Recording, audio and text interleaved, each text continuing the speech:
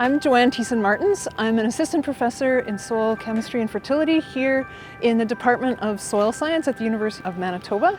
And we are going to head down to the Glenlee Research Station to meet our colleagues and take a look at the phosphorus-enriched compost products that we're looking at in this study.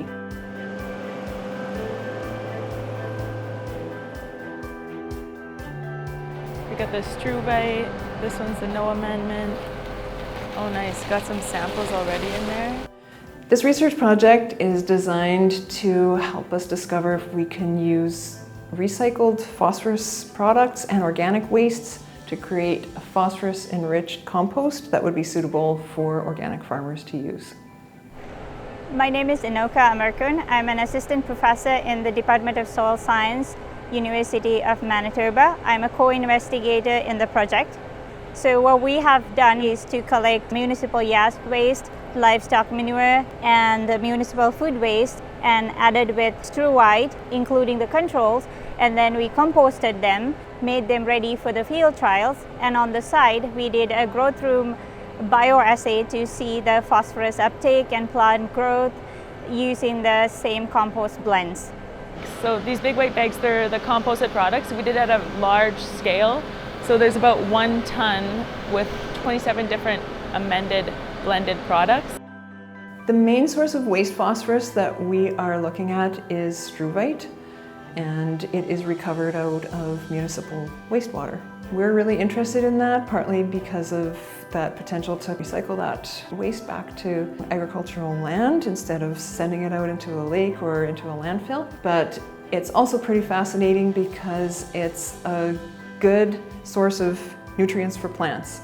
It's moderately soluble, so it works, but it also isn't so soluble that it overwhelms the soil with a lot of really readily available phosphorus.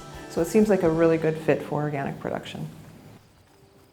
Right now we're standing in the forage stand of this experiment where we've planted alfalfa and applied the enriched co-composted compost products that were enriched with struvite. And then we also have plots that have just the compost products but applied with struvite.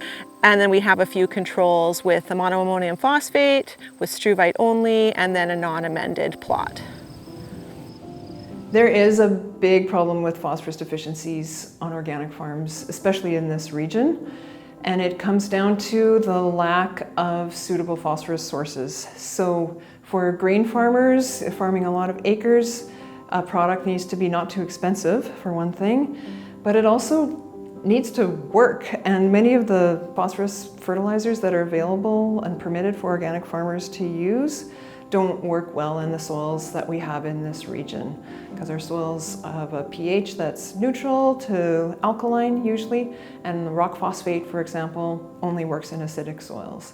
Manure is a great source of phosphorus, but the thing with this part of the prairie region is that there isn't really enough livestock to produce enough manure to supply organic farms the way they would need to replace the phosphorus that's exported every time they harvest a crop and sell it off.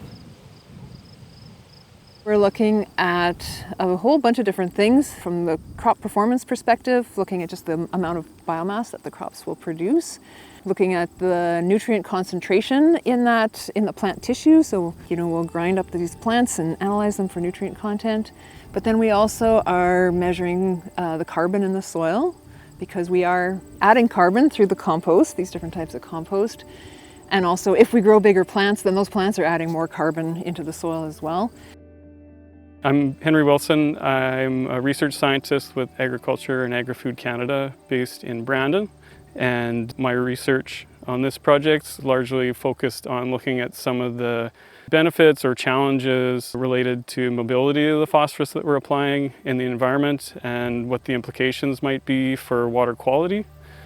There's lots of benefits to recycling wastes into fertilizers. So for one, we're reducing our reliance on mined phosphorus. There's a benefit we know for water quality of just removing material that probably would be moving downstream from our kind of leaky system that we have with our household waste, our food waste, sewage system is usually discharged to stream. So if we're recovering some of that and bringing it back, there's a overall system benefit. We're sharing this knowledge with people that we hope can use it through a bunch of different methods. So already now at this early stage in the project, we've been putting together podcasts and photo essay just showing how we're doing the research. We are having field tours. We're giving talks at presentations. So for example, we have the Manitoba Agronomists Conference here with agronomists and kind of raising awareness about the general issue of recycling wastes back to agricultural land. My name is Mark Milne, and I've worked over 40 years in the ag business. I represent EnviroClean out of Morden, Manitoba, and we had processed food and green waste in that town for over 10 years, and this happened to match what kind of research and the accuracy that the researchers were looking for in this project. We have several industry partners in this project who are playing really important roles. One of the big ones is EnviroClean. That's the facility where we did all of this composting. So 27 unique batches of compost that they facilitated for us to put together there. Another big partner is Ostera, who is providing funding as well as in-kind support. They produce the struvite fertilizer that we're testing, the only commercial type that's available right now.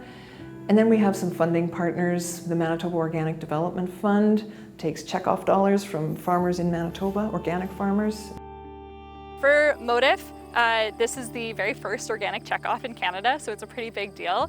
And getting to actually fund our own research, go after projects that are interesting to organic farmers here in Manitoba has been pretty monumental. For our Manitoba farmers, this phosphorus project was a really big deal because phosphorus fertility is something that Manitoba organic farms struggle with. We also have 4 partners who are working with us specifically on sharing the knowledge from this. And so these are the farmer groups from here in the prairies. We have Manitoba Organics, we have Sask Organics, we have Organic Alberta, and the Manitoba Forage and Grassland Association. This research is going to be really important for those organic farmers who don't currently have a suitable source of phosphorus to support their crop production. That's a big barrier to entry in some cases for farmers, just looking ahead, not knowing if they'll be able to support the phosphorus needs of their soils and crops. And we've also seen it's a reason that people leave organic farming because they're no longer able to sustain their crop production. So having some phosphorus-rich inputs, fertilizers, whatever you want to call them, but that farmers can use to replace the phosphorus they're exporting every time they harvest a crop is going to be a real game changer for organic farmers in this area.